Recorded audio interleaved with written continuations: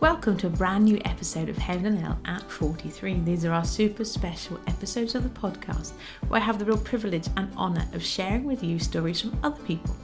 Now today we have Tina Hester from On Point Life Coaching. I've known Tina for a little while, and so when I sat with Holy Spirit and said, okay, who are we going to invite? Tina's name came up, and so I was really excited and delighted that she said yes.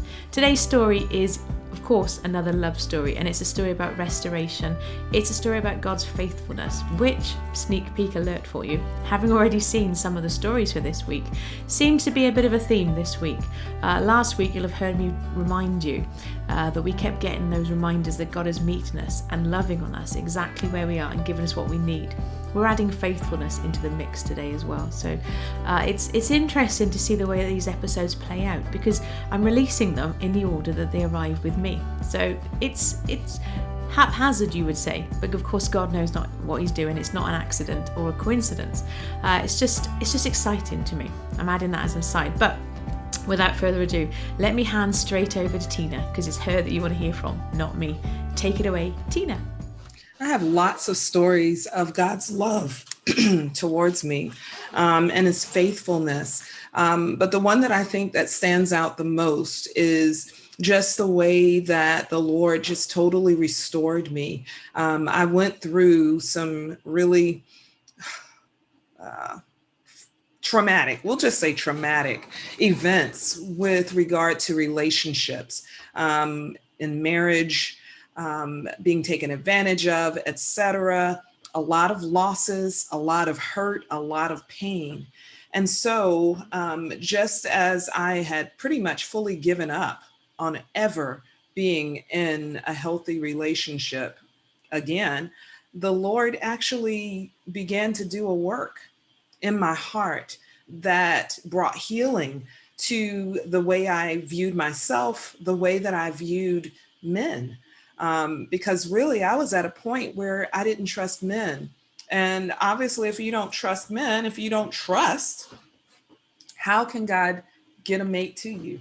And so God just really brought me through a time of healing that really caused me to trust him in a way that I had never trusted him before. And what I mean by that, and I'm trying to make sure I keep this testimony short.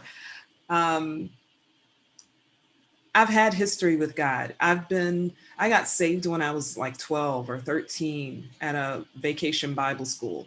And so my heart was to live for the Lord, yet I found myself making poor decisions. And as I made those poor decisions, it's like, Lord, what do we do from here? So fast forward, I got married. First of all, I got married at the age of 19, had two beautiful kids out of that marriage. And so probably 2.5, 3 relationships later, because I ended up getting divorced, got married again. That was a hot mess. That was annulled. Then I was married again, and that was a mess. And so I was just fit to be tied. I was done. But God said, no, I have a mate for you. And I'm thinking, Lord, there's just so much shame attached to all of these broken relationships, marriages at that, I'm just finished goods. But you know what? God, he says we're not damaged goods. He says, I have a plan. I still have a plan for you. I still love you. I still say that you are my chosen one. I still say that I have accepted you.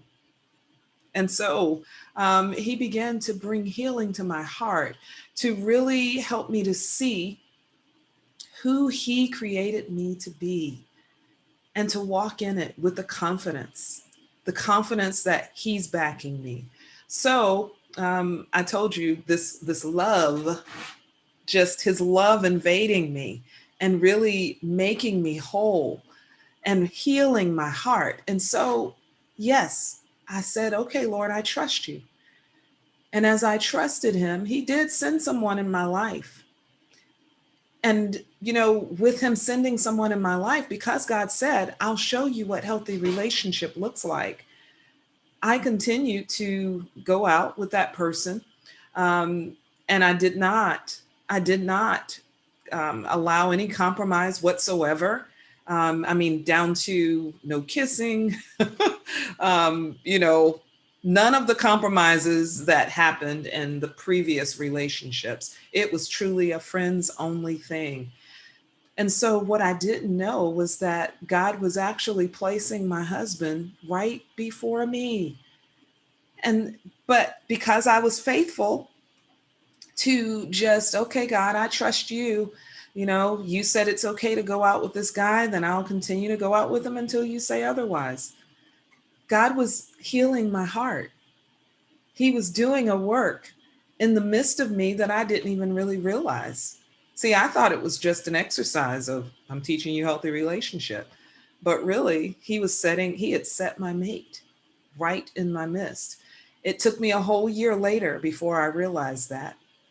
And that's just one of the sweetest stories, and I'm giving you the short version of God's love demonstrated towards me.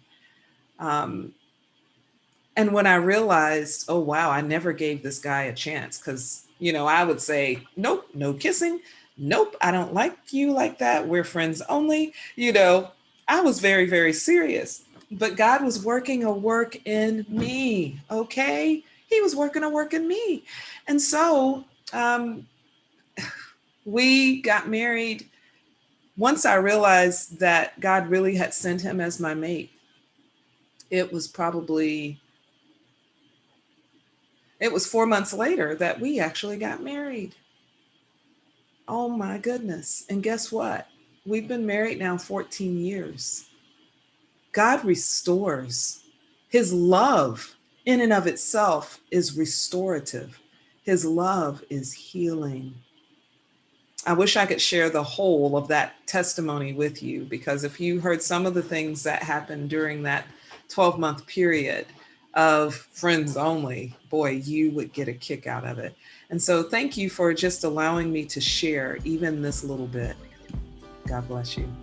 In case you're sat there going, oh no, I wish Tina had more time, you'll be glad to know I've already reached out to Tina and said to her, if you have time, inclination, I would love to share a Tina part 2. And she has very graciously agreed. So keep a lookout for that one.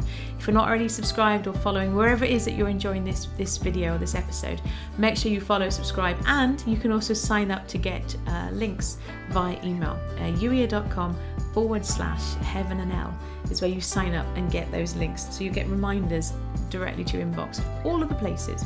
I should also say, as well as a reminder, Tina's website, onpointlifecoaching.com, and you can also find her on Instagram and Facebook, where she is On Point Life. I will put all of those links in the show notes as well, of course, but a big thank you to Tina. If you know somebody who would benefit from Tina's story, please do share this with them. And in the meantime, thank you for being here. Thank you for following along with all of these stories. I look forward to sharing the very next story with you very, very soon. Take care. Bye-bye.